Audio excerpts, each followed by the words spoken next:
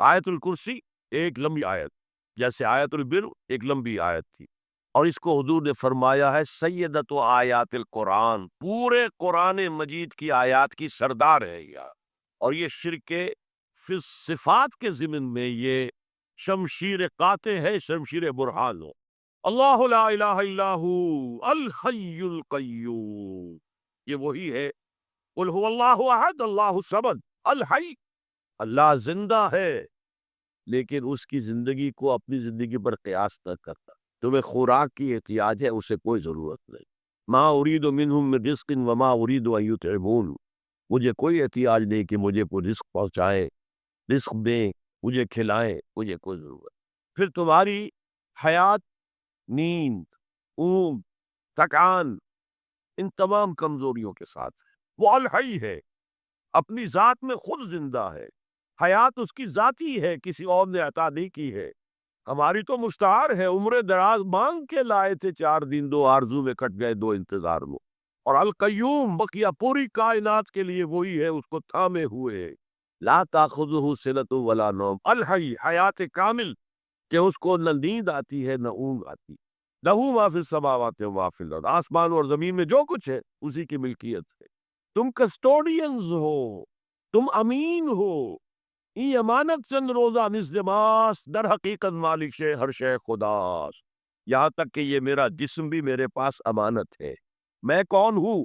میری خودی، میری انا، میری روح جو پوزیس کرتی ہے اس بدن کو، لیکن یہ پوزیشن ملکیت کا نہیں ہے، امانت کا ہے۔ یہ امانت، یہ ہاتھ بھی امانت ہے، میری زبان بھی امانت ہے، میری آنکھیں بھی امانت۔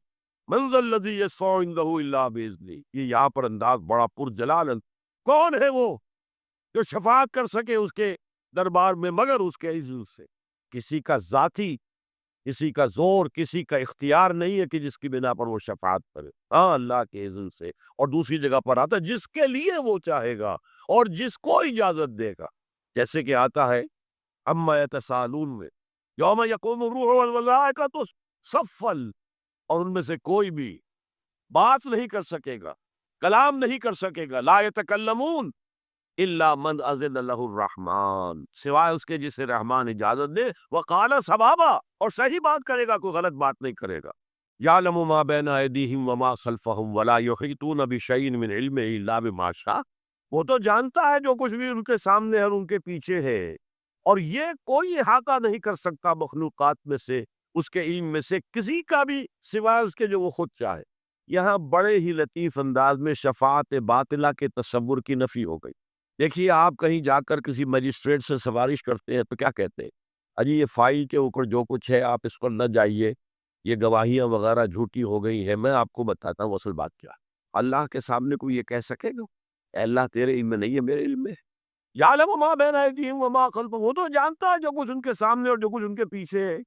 ولا یحیطون بشیء من علمہ الا بما شاء، اور ان میں سے کوئی بھی، جیسے کہ میں ابھی بتا چکا ہوں، بریلوی مرکب فکر بھی کہہ رہا ہے کہ اللہ کا دیا ہوا علم ہے، محمد رسول اللہ کا جتنا ہے، لا محدود نہیں ہے، محدود ہے، قدیم نہیں ہے، حادث ہے، تو جتنا اللہ چاہتا ہے، جس کے لیے جتنا چاہتا ہے، لیکن اس کے علم میں سے احاطہ نہیں کر سکتا کوئی مگر جو وہ چاہے۔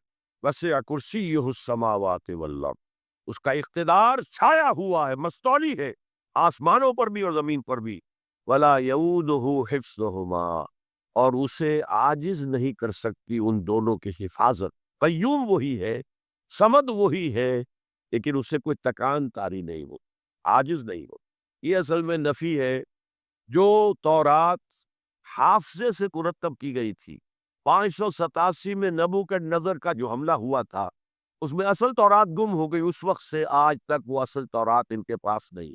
پیریڈ آف کیپٹیوٹی سے واپس آئے ہیں بیت المقدس میں، سائرس کے لطف و کرم کی وجہ سے، ذوالقرنین کے لطف و کرم کی وجہ سے، پھر یادداشتوں سے لوگوں نے وہ تورات مرتب کی ہے، تو اس میں انسانی فکر شامل ہو گیا۔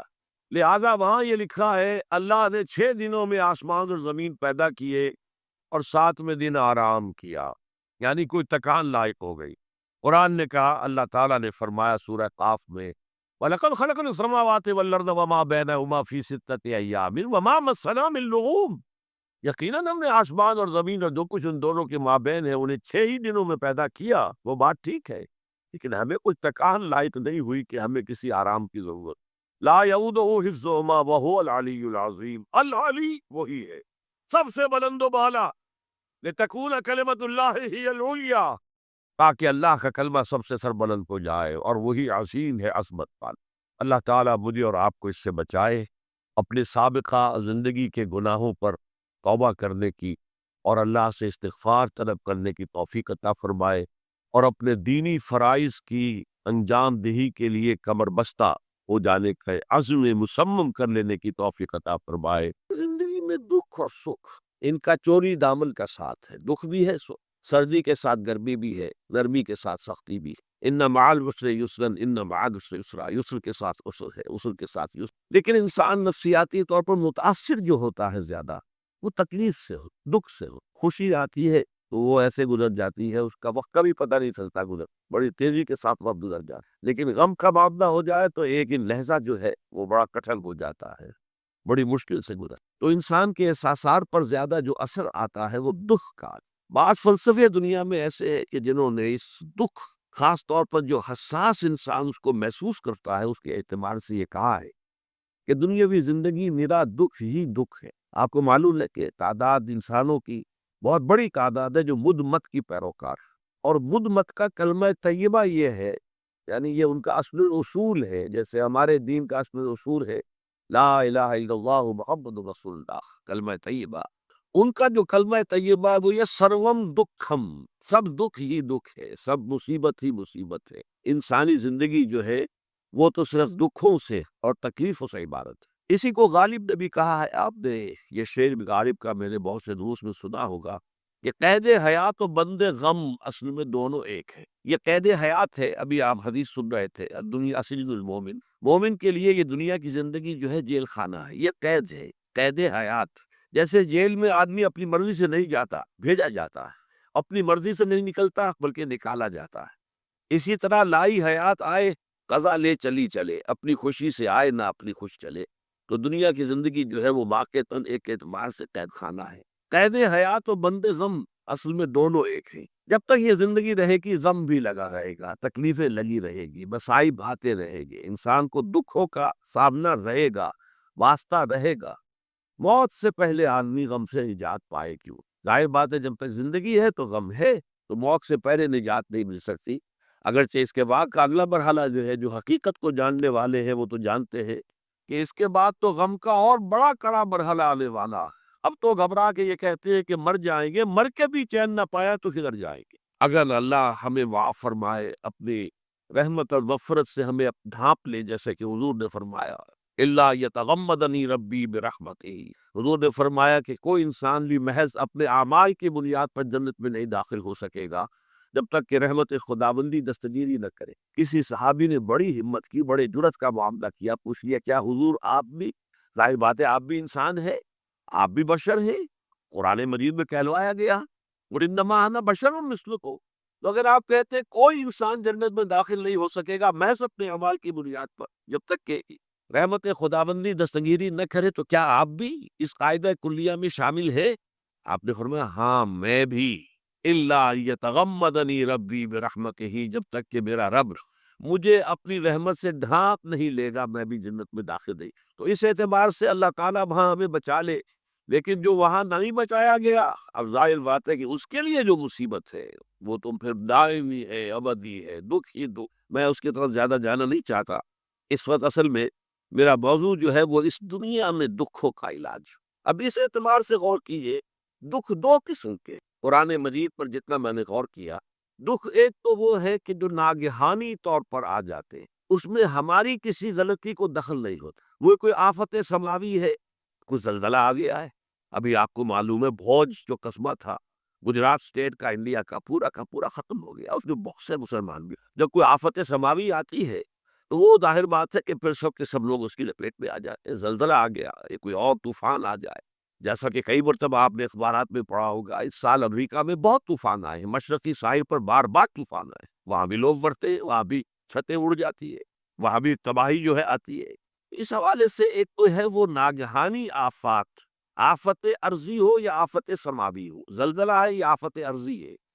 طوفان آ گیا ہے، کوئی سائیکلون آ گیا، یا آفت سماوی ہے، یا کوئی آسمان سے بڑا سا پتھر آ جائے. آپ کبھی کبھی اخبارات میں پڑھتے ہوں گے کہ ایک بڑی چٹان پاس سے گزر گئی، بہت بڑی خلائی چٹان جو ہے زمین کے قریب سے ہوकर گزر گئی، زمین بچ گئی، ورنہ اگر وہ زمین سے ٹکرا جاتی تو نہ معلوم کتنا بڑا یہاں پر تباہی کا معاملہ ہوتا ہے. بڑے بڑے جو ہے شہاب گرتے رہے زمین کے اوپر، بڑی بڑی تباہی آتی رہی ماسی.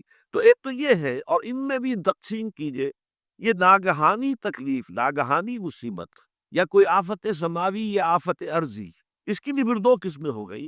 ایک وہ کہ جو افراد کو متاثر کرتی، انفرادی شخص، آدمی سڑک پر جا رہا تھا، پیچھے سے آ کر کسی گاڑی نے ٹکر ماری، گر گیا، ٹانگ ٹوٹ گئی.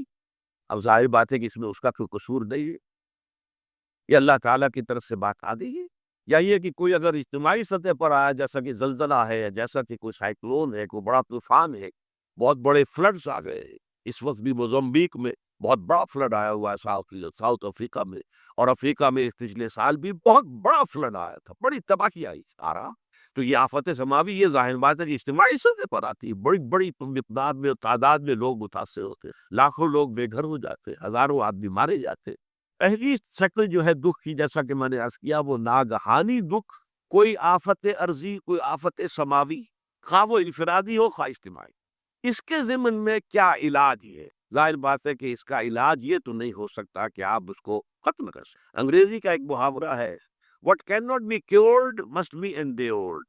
جو چیز جو ہے جس کا علاج نہیں ہو سکتا وہ تو برداشت کرنی پڑے گی. بعض بیماریاں بھی ایسی ہیں، ڈائبٹیز ہو گئی ہے، شوگر کا مرض ہو گیا، ڈاکٹر آپ کو بتائے گا کہ بھائی اب یہ مرض جائے گا نہیں. اب آپ کو اس مرض کے ساتھ ہی اپنے آپ کو ایڈجسٹ کر کے اپنی غذا وغیرہ اس کے مطابق طے کر لیجیے، ورنہ یہ کہ یہ نہ سمجھیے کہ یہ مرض چلا جائے گا. What cannot be cured must be endured. لہٰذا ان آفت سماوی و عرضی، چاہے وہ انفرادی سطح پر متاثر کرتی ہو انسانوں کو، اور چاہے اجتماعی سطح پر، اس کا تو علاج ایک ہی ہے. عربی میں بھی ایک محاورہ یہ ہے کہ کسی نے پوچھا تھا کہ بچھو کے کاٹے کا کیا علاج ہے؟ البکاء الی الصباح. رات کو اگر کاٹا ہے کسی بچھو نے تو ہوتے رہو صبح تک، یہ علاج ہے، اس کا اور کوئی علاج ہے ہی نہیں. تو جو چیز لا علاج ہے اسے برداشت کر. گویا کہ یہاں جو اصل شے ہوگی کہ دنیاوی آفات، عرضی و سماوی آفات، ناگہانی آفات، ناگہانی مصیبتیں، ان کے ضمن میں ہمیں ایسی شے کی ضرورت ہے جو ہمارے اندر برداشت پیدا کرے، اس کو جھیلنا آسان بنا دے، ہم اس کی وجہ سے بجھ کر نہ رہ جائیں، ہماری ہمتیں جواب نہ دے جائیں، ہمارا ارادہ ختم نہ ہو جائے، ہمارا حوصلہ پست نہ ہو جائے، بلکہ برداشت ہو، جھیلنا ہو، تحمل. ابھی بٹر صاحب کہہ رہے تھے اللہ تعالیٰ ذرا سا متعمل ہے. میں نے کہا یہ بہت غلط بات کہہ رہے ہیں، اللہ بہت متعمل ہے. وہ ذرا سا یوں سمجھیے کہ ان کے کہنے کے انداز میں یہ بات آ گئی، ذرا سا رحیم بھی ہے. نہیں، وہ بہت رحیم ہے، بہت متعمل ہے، بہت حلیم. لیکن یہ کہ ہمیں یہ جو آفات سماویہ اور عرضیاں ہیں جو ہمارے اوپر آ جاتی ہیں اللہ کی طرف سے، ان کے ضمن میں ذہنی ایک ایٹیچیوڈ پیدا ہو جائے، سوچ کا ایک خاص رخ بن جائے، انسان کے احساسات ایک خاص طرز پر ڈھل جائیں، تو پھر ان کو برداشت کرنا آسان ہے. اور وہ کیا ہے؟ وہ ہمارے ایمان کا لازمی تک. ایمان ہمیں یہ بتاتا ہے کہ کوئی مصیبت زمین میں آتی ہے نہ تمہاری جانوں پر آتی ہے بغیر اذن رب. جو کچھ آ رہا ہے اللہ تعالیٰ کے فیصلے سے آیا ہے. یہ کوئی اندھا بہرا مادہ نہیں ہے، یہ کوئی اندھا بھینسا نہیں ہے کہ اس نے آ کے آپ کو ٹکر مار دی ہے. نہیں، یہ تو سمیع و بصیر، علیم و خبیر اللہ اور حکیم و قدیر اللہ کا فیصلہ ہے. لہذا یہ من جانب اللہ ہے، اس کو تم سمجھو یہ اللہ تعالیٰ کی طرف سے ہے. اور جب اللہ کی طرف سے ہے تو سورہ آل عمران میں فرمایا بیدہ الخیر، اس کے ہاتھ میں تو خیر ہی خیر ہے. یعنی بظاہر تمہیں محسوس ہوتا بھی ہو کہ یہ میرے لیے تکلیف دہ بات آ گئی ہے، تو اس کو یوں سمجھو کہ اس کا نتیجہ جو میرے حق میں نکلے گا وہ خیر ہوگا.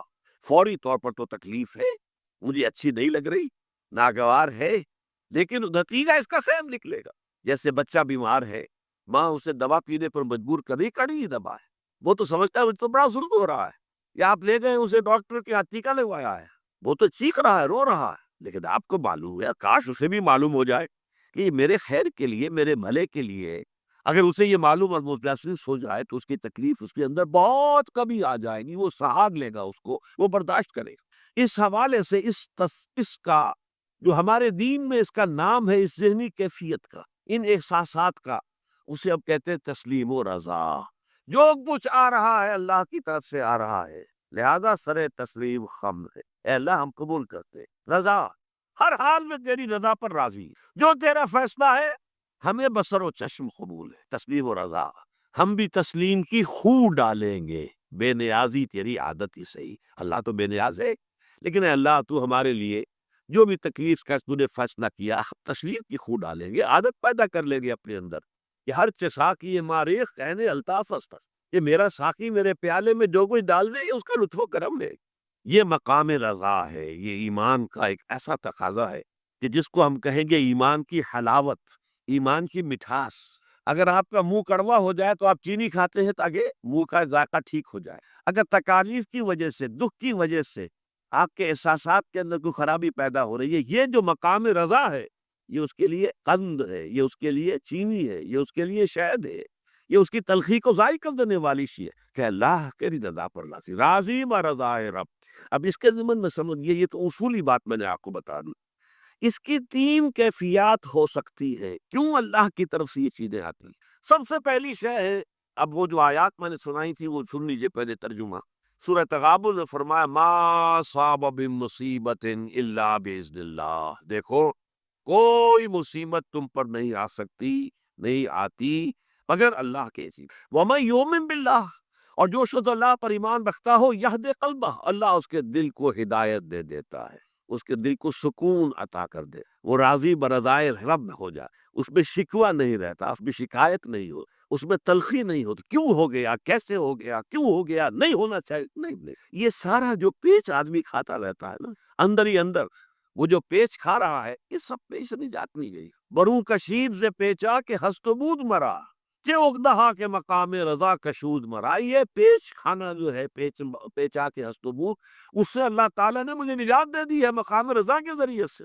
کتنے بڑے بڑے عقدے میرے حل ہو گئے اس مقام رضا سے، اقدہا کہ مقام رضا کشود میرا، میرے تو بہت سے عقدے اس سے حل ہو گئے۔ اس حوالے سے ایک موٹی بات تو یہ ہو گئی، لیکن اب اس کو تین حصوں میں تقسیم کی۔ پہلی بات یہ کہ یہ اللہ کی طرف سے آزمائش کے طور پر، آزمائش میرا بندہ اس پر صبر کرتا ہے یا نہیں، یا میرے خلاف بکواس کرنے پر آمادہ ہو جائے۔ اللہ تو ایسا ہے، اللہ نے تو ہم پر کبھی کرم کیا ہی نہیں ہے، اللہ تو ظالم، معاذ اللہ معاذ اللہ معاذ اللہ، کہ ایسا تو نہیں، میرا بندہ جو ہے تکلیف کو جھیلتا ہے میری وجہ سے، یہ سمجھ کے کہ اللہ کی عرض سے آئی ہے۔ یہ صبر جو ہے یہ بہت بڑی کامیابی ہے اگر انسان کو حاصل ہو، اور اس صبر کے نتیجے میں دو اور واقعے پیدا ہوتی ہیں۔ یہ مضامین علیحدہ علیحدہ دروس کے اندر آتے رہے ہیں، لیکن آج ایک نئے عنوان کے تحت جمع ہو کر آ رہے ہیں۔ پہلی بات یہ ہوتی ہے کہ یہ امتحان کا نتیجہ کیا نکلتا ہے کہ آپ نے ایک امتحان پاس کیا تو آپ کے اگلے درجے میں ترقی ہو جائے۔ 5ویں کا امتحان پاس کر لیا نا تو 6ٹھی میں جائیں گے، اب 6ٹھی کا امتحان پاس کریں گے تو 7ویں میں جائیں گے، 7ویں کا پاس کریں گے تو 8ویں میں۔ درجہ بدرجہ انسان کی دینی، ایمانی اور روحانی ترقی کا ذریعہ یہ آزمائش میں، جتنا اس میں صبر ہوگا، جتنا اس میں تسلیم و رضا جو ہے آپ حاصل کرتے جائیں گے تو آپ کے درجے بلند ہوتے چلے جائیں گے، آپ کا امتحان کڑے سے کڑا آئے گا، بڑے سے بڑا آئے گا، مشکل سے مشکل تر آئے گا۔ ایک وقت میں ایم اے کا امتحان بھی آپ کو دینا ہوگا، ایک وقت میں ہو سکتا ہے پی ایچ ڈی کے لیے تھیسس آپ لکھے، پھر اس کے اوپر جو ہے ٹیم بیٹھی ہوئی اور آپ سے وہ بحث کرے، جرا کرے آپ سے، وہ بھی کرنا ہوگا۔ لیکن یہ کہ اگر پرائمری ہی میں فیل ہو گئے تو اس کا سوال ہی پیدا نہیں ہوتا کہ کبھی آپ ایم اے کا یا پی ایچ ڈی کا تھیسس بھی لکھیں۔ اور اسی کو دوسرے انداز میں کہا گیا ہے قرآن مجید میں، وَلَيُبْلِيَ الْمُؤْمِنِينَ مِنْهُ بَلَاءً حَسَنًا، اصل میں ابلا کہتے ہیں، بلا یبلو جو ہے عربی زبان میں آتا ہے آزمانا، خلق الموت والحیات لیبلوکم ایکم احسن عملا، یہی معنی ابتلا کے، ابتلا یبتلی آزمانا۔ ابلا یبلی جو آتا ہے باب افعال سے، اس میں آتا ہے کسی کو کسی تکلیف میں ڈال کر اس کو نکھارنا، کہ اس کا جوہر نکھر جائے، اس کے اندر جو خیر ہے وہ اور چمک جائے، لوگوں کو بھی معلوم ہو جائے کہ یہ شخص اس مقام کا اہل ہے، اس کے اندر یہ صلاحیت ہے، اس میں یہ قوت۔ دیکھو زمین میں اکڑ کر نہ چلو، یہ تمرد اور تکبر اور یہ انسان کا اپنے آپ کو کچھ سمجھنا، یہ ہم اس سے پہلے پڑھ چکے ہیں حضرت لقمان کی نصیحتوں میں بھی۔ اس لیے یہ تکبر جو ہے بہت بری شے ہے، جیسا کہ میں عرض کر چکا ہوں، اس موقع پر بھی میں نے عرض کیا تھا، فرمایا گیا ہے ایک حدیث میں، لا يدخل الجنت من کان فی قلبہ مثقال حبۃ من کبر، جنت میں ہرگز داخل نہیں ہو سکے گا وہ شخص جس کے دل میں رائی کے دانے کے برابر بھی تکبر ہے۔ اللہ تعالیٰ فرماتا الکبر ردائی، تکبر تو میری چادر ہے، یہ ایک ایسا لباس ہے جو مجھے زیب دیتا ہے۔ اللہ کے ناموں میں سے المتکبر ہے، الملک القدوس السلام المومن المہیمن العزیز الجبار المتکبر۔ اگر آپ تکبر کرتے ہیں تو یہ ایسا ہے کہ جیسے کسی کی شانے سے، اس کے کندھے سے اس کی چادر کھینچ لی جائے۔ یہ عرب میں بھی اور ہمارے ہاں پٹھان کلچر کے اندر بھی یہ سب سے بڑی توہین ہے، اگر آپ نے کسی کے کاندھے پر سے اس کی چادر کھینچ لی، گویا کہ اسے آپ نے ننگا کر دیا، اور اس توہین کا پھر وہ بدلہ لیتا۔ تو تم میری چادر گھسیٹ رہے ہو میرے کاندھے سے، یہ تو میری ردا ہے۔